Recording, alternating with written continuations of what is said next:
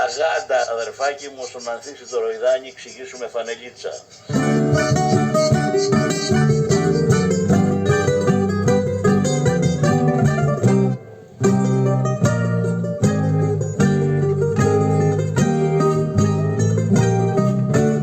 Πήγαμε για ψάρεμα στο όμορφο Αμμόνι, Νίκος, Κίκη και Δήμητρα και πιάσανε το γκιόνι. Νίκος, Κίκη και Δήμητρα και πιάσανε το γκιόνι.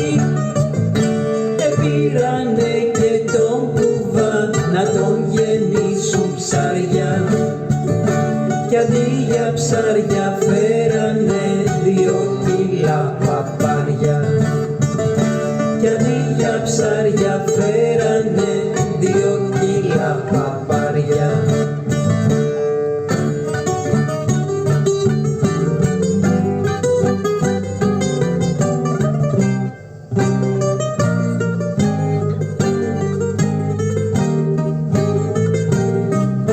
Τα ψήσαν όλο στρογγύλα κι όχι ψιλοκομμένα, μα ο κάπα μας εχάλασε γιατί ήταν μαραμένα.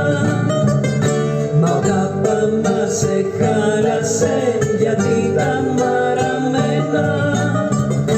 Καημένε Νίκο μου σήκε, τι σου μέλε να πάθεις, κι από κακούργα πετονιά τα αρχίδια σου να σπάσεις.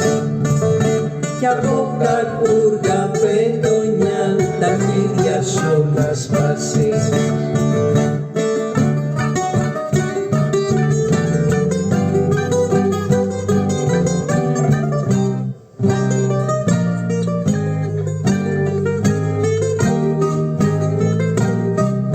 Κι ο Μήπος που είναι δελφίνος και πρώτος πισινιέρος, στον ήλιο ξέρω ψήνεται να γίνει Ινδιανέρος. Στον ήλιο ξέρω ψήνεται να γίνει Ινδιανέρος. Να ζήσεις Δημητρούλα μου και πάρ' τα όλα δικά σου, γιατί ευτυχώς σωθήκανε τα αρχίδια τα δικά σου. Γιατί ευτυχώς σωθήκανε τα αρχίδια τα δικά σου.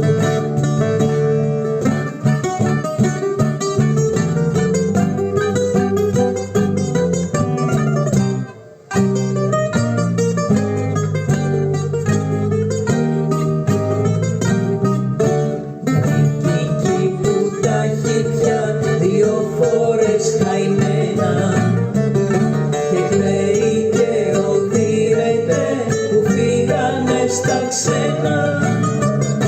Και κλαίει και οδύρεται που φύγανε στα ξένα. Αυτά ακούει ο Πάτακας κι όλο στενοχωριέται, και ξύνει τα αρχίδια του για να παρηγοριέται. Και ξύνει τα αρχιδάκια του για να παρηγοριέται. Γιωργάκο, σε συνέλαβω προβολές, μπεβές μου με ένα δέμα.